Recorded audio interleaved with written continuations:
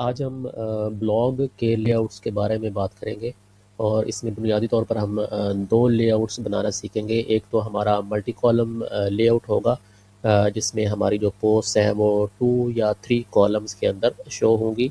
और दूसरा जो लेआउट है ब्लॉग के लिए वो हमारा सिंपल लिस्ट लेआउट होगा जो बाय डिफ़ॉल्ट शो होता है वर्डप्रेस के अंदर। और फिर नेक्स्ट जो इम्पोर्टेंट चीज़ है वो हम साइड बार के मुख्तलिफ ऑप्शंस को कंसिडर करेंगे। साइड बार के लिए 3 ऑप्शंस हो सकती हैं जो हमारे 3 ऑप्शंस के अंदर सपोर्टेड है। एक तो फुल पेज होगा जिसमें कोई साइड बार नहीं होगा, दूसरी ऑप्शन है राइट साइड बार की और तीसरी ऑप्शन है लेफ़्ट साइड बार की। तो ये 5 फीचर्स हैं जो आज की इस एपिसोड के अंदर हम अपनी थीम ब्लॉग वर्डप्रेस थीम के अंदर वर्डप्रेस ब्लॉग थीम के अंदर इम्प्लीमेंट करेंगे। थीम ऑप्शंस की अगर हम बात करें तो इस टाइम पे हमारे पास जो ब्लॉग का सेक्शन है उसमें ये हमारे पास ब्लॉग के लेआउट्स हैं। एक स्टैंडर्ड लिस्ट है, 2 कॉलम्स ग्रिड लेआउट है, 3 कॉलम्स ग्रिड लेआउट है। और अगर हम साइड बार की बात करें तो राइट साइड बार है, लेफ़्ट साइड बार है, no side bar, full width page है। और इसी तरीके से जो आर्काइव का है, आर्काइव और ब्लॉग में डिफरेंस ये है, ब्लॉग वो होगा जो आपका एक ब्लॉग पोस्ट वाला पेज है, या वो हो सकता है या अगर आपने ब्लॉग को as a home page set किया हुआ है तो उस टाइम पे जो लेआउट आपको शो हो रहा है ये इस सेटिंग से कंट्रोल होगा। ठीक है। इसके अलावा बाकी जो आर्काइव के पेजेस होते हैं, जैसे अगर आप किसी कैटेगरी को विज़िट करते हैं, जैसे इस टाइम पे मैंने इस कैटेगरी को विज़िट किया तो ये एक आर्काइव पेज है। इसी तरीके से अगर आप किसी यूज़र की स्पेसिफिक पोस्ट को विज़िट करते हैं तो वो एक आर्काइव पेज होगा। इसी तरीके से अगर आप किसी टैग को विज़िट करते हैं और उस टैग से एसोसिएटेड जितनी भी ब्लॉग पोस्ट होंगी तो वो क्या होंगी, वो एक आर्काइव पेज होगा। ठीक है। तो आर्काइव पेजेस जितने भी होंगे उसके ऊपर कौन सा लेआउट यूज़ होगा वो ये वाली सेटिंग कंट्रोल करेगी। इसमें एक ऑप्शन है सेम एज ब्लॉग लेआउट भी कर सकते हैं आप। अगर ये आप सेटिंग आप करेंगे तो जो सेटिंग आपने यहाँ पर डिफ़ाइन की होगी वही यहाँ पर इम्प्लीमेंट हो जाएगी। तो ये इन फीचर्स का डेमो है। अब let's start with the actual implementation. तो इसकी इम्प्लीमेंटेशन की अगर हम बात करें तो ब्लॉग के ऊपर अगर हम आएँ तो इसमें थोड़ी सी थ्योरेटिकल चीज़ें मेंशन्ड है, जो चीज़ें हम इसमें बिल्ड करना चाह रहे हैं। जो लेआउट्स हम बिल्ड कर रहे हैं उनकी डिटेल्स मेंशन्ड हैं, ये क्यों इम्पोर्टेंट है और इसको हमने गुटनबर्ग वे के अंदर ही क्यों इम्प्लीमेंट किया है, ये थ्योरेटिकल चीज़ें आप यहाँ से देख सकते हैं। इम्प्लीमेंटेशन की अगर हम बात करें तो सबसे पहले हमने इसकी टेम्पलेट बनानी है। तो सेम टेम्पलेट्स के अंदर हमने, आपको याद होगा, home.html को पहले इम्प्लीमेंट किया था और archive.html को पहले डिफ़ॉल्ट कोड के साथ इम्प्लीमेंट किया था। अब आपने इन दोनों फाइल्स का कोड जो है वो अपडेट कर देना है। ये कंप्लीट कोड यहाँ पर मेंशन्ड है और इस टेम्पलेट कोड को मैंने ऑलरेडी अपनी टेम्पलेट्स फाइल्स के अंदर ऐड किया हुआ है। मैं आपको यहाँ से भी दिखा देता हूँ, home.html, और ये सेम कोड यही जो है ये archive.html के ऊपर भी अप्लाइड है। अब ये डिफरेंशिएट कैसे करता है वो डिपेंड करता है आपने थीम ऑप्शंस के अंदर कौन सी सेटिंग जो है वो कॉन्फ़िगर की हुई है। थीम ऑप्शंस के अंदर जैसे ही आप सेटिंग्स को चेंज करते हैं या मॉडिफाई करते हैं तो आपकी जो टेम्पलेट डैश फंक्शंस की फ़ाइल है इसके अंदर आपको याद होगा कि ये हमने ये फ़ीचर इम्प्लीमेंट किया हुआ था। सबसे पहले आप इस चीज़ को नोट करें कि अगर होम पेज हो या आर्काइव पेज हो या सर्च पेज हो, इस पे आपने साइड बार से रिलेटेड क्लासेस ऐड करनी होती हैं। ये पहला फीचर है इसका साइड बार का। और इसमें सबसे पहले हम गेट कर रहे हैं जो साइड बार के लिए पोजीशन उसने सेलेक्ट की होगी यूज़र ने। 3 ऑप्शन हो सकती हैं, नन की ऑप्शन हो सकती है, इस केस में ये फुल पेज हो जाएगा, साइड बार शो नहीं होगा। राइट साइड बार हो सकता है और लेफ़्ट साइड बार हो सकता है। अगर तो उसने इसकी पोजीशन नन की हुई है तो हम इसको इग्नोर करेंगे। अगर नन के अलावा है तो हम एक क्लास इसमें ऐड कर देंगे हैज़ साइड बार की। ये सारी क्लासेस जो है ये CSS कोड के अंदर यूज़ हो रही हैं। और दूसरा ये है कि जो भी उसने पोजीशन सेलेक्ट की होगी साइड बार डैश वो आ जाएगी यहाँ पर। अब साइड बार अगर लेफ़्ट है तो side bar dash left apply हो जाएगा, बॉडी के अंदर क्लास ऐड हो जाएगी। और अगर राइट है तो साइड बार डैश राइट की क्लास जो है वो बॉडी के अंदर ऐड हो जाएगी। इसकी बेस पे हमने CSS कोड इसका सारा लिखा वो CSS कोड भी हम एक्सप्लोर करते हैं। नेक्स्ट हमने क्या किया हुआ है कि सिंपली अगर तो हमारा होम पेज है, यानी होम पेज 2 तरह से हो सकता है, एक वो सिंपल एक स्टैटिक होम पेज हो सकता है और दूसरा ब्लॉग पेज जो है वो as a home page set हो सकता है। या सिंपल अगर ब्लॉग हो तो उन दोनों केसेस में ये वाली जो सूरत हाल है ये अप्लाई होगी। और इसमें हम सिंपली ब्लॉग का लेआउट गेट कर रहे हैं और इसकी ऑप्शंस ये हो सकती हैं लिस्ट, ग्रिड, 2 कॉल, 3 कॉल। और इस पे हम सिंपली बॉडी के अंदर क्लास ऐड कर रहे हैं ब्लॉग डैश लेआउट डैश जो भी उसने सेलेक्ट किया होगा यूज़र ने थीम ऑप्शंस के अंदर। डिफ़ॉल्ट हम इसको लिस्ट अटैच कर रहे हैं। फिर अगर ये आर्काइव पेज है या सर्च पेज है तो उस केस में हम आर्काइव लेआउट जो है वो इसमें अप्लाई कर रहे हैं। अगर इनहेरिट है तो सिंपली यही वाली जो चीज़ें हैं ये अप्लाई हो जाएंगी, और अगर ये इनहेरिट नहीं है बल्कि आर्काइव का अलग से इम्प्लीमेंटेड है तो उस केस में आर्काइव लेआउट जो है वो हम बॉडी के अंदर क्लास ऐड कर रहे हैं।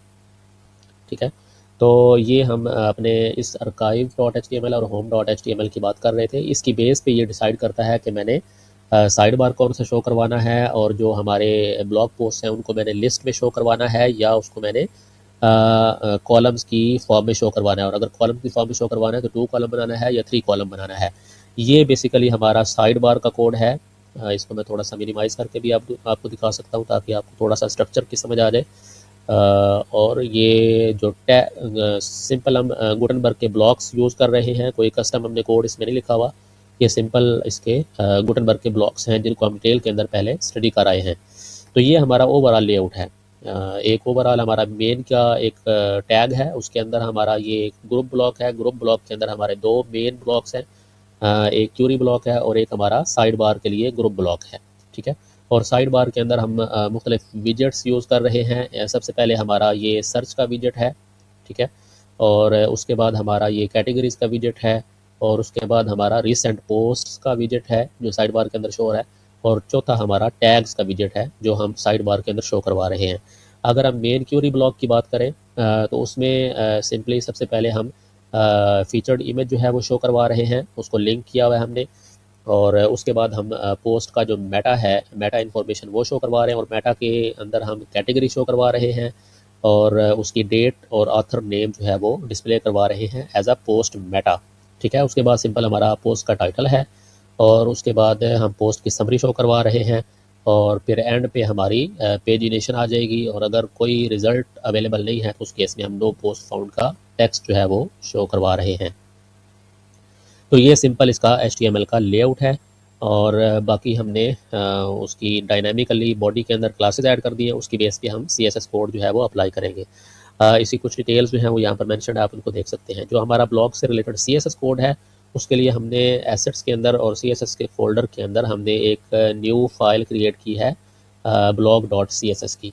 ठीक है, और इसके अंदर हमारा ये सारा कोड अवेलेबल है।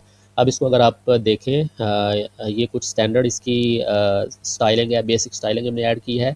जो मेन चीज़ इसमें समझने वाली है कि हम लेआउट्स को किस तरीके से हैंडल कर रहे हैं इसके अंदर। तो इसमें थोड़ा सा अगर आप स्क्रॉल डाउन करेंगे तो यहाँ से अगर आप देखें ये मल्टी कॉलम ग्रिड लेआउट है।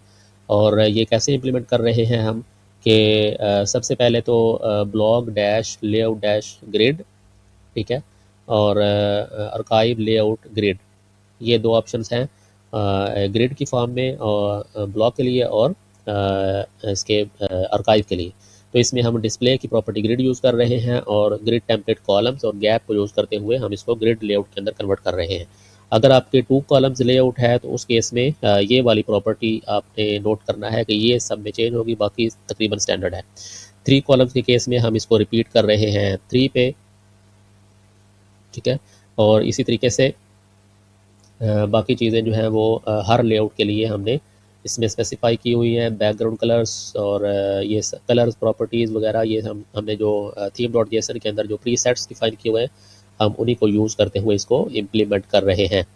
फिर यहाँ से हमारी साइड बार की इम्प्लीमेंटेशन स्टार्ट होती है। अगर इसमें साइड बार है बॉडी के अंदर ऐड किया हुआ है जो डायनामिकली हम ऐड कर रहे थे, तो उस केस में हमने जो ब्लॉग आर्काइव है जो हमारी मेन ग्रुप की क्लास है उसको हम ग्रिड लेआउट में कन्वर्ट कर रहे हैं ताकि वो 2 कॉलम्स में कन्वर्ट हो जाए।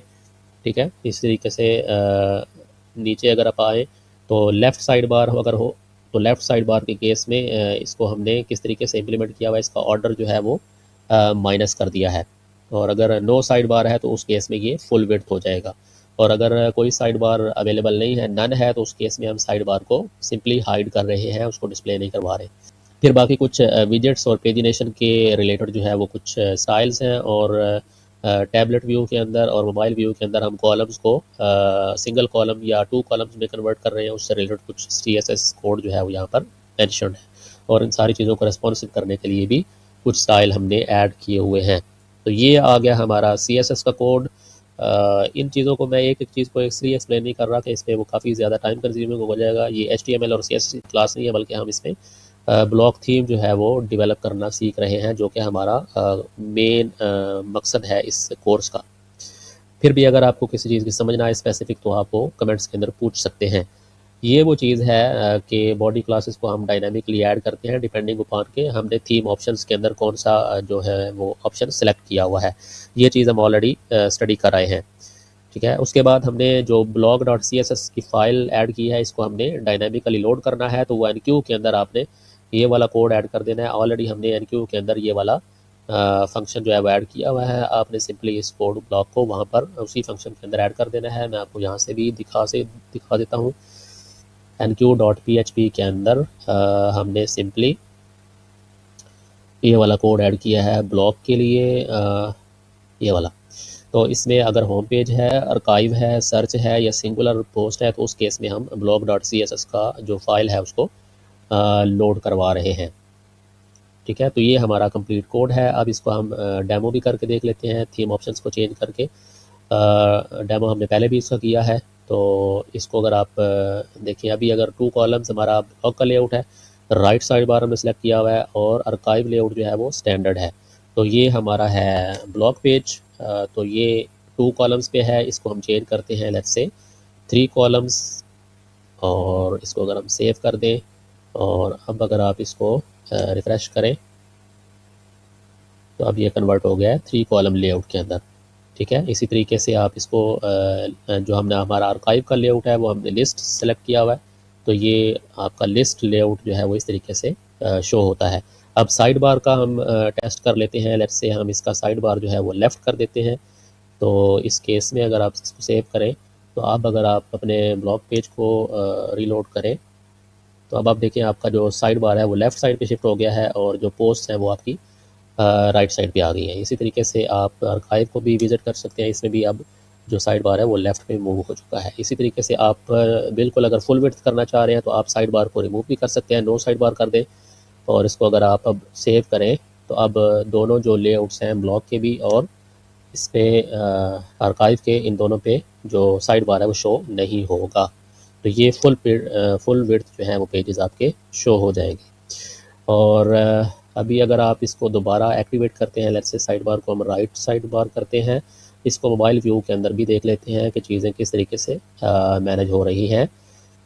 तो अभी अगर आप इस ब्लॉग पेज को विज़िट करें, तो राइट साइड बार है हमारा, इसको अगर आप मिनिमाइज़ करें, तो ये देखें स्मूथली इसको सिंगल कॉलम में कन्वर्ट कर देता है। और फिर जो हमारा साइड बार है वो भी प्रॉपर वे के अंदर इसको शो करवा रहा है मोबाइल के अंदर भी।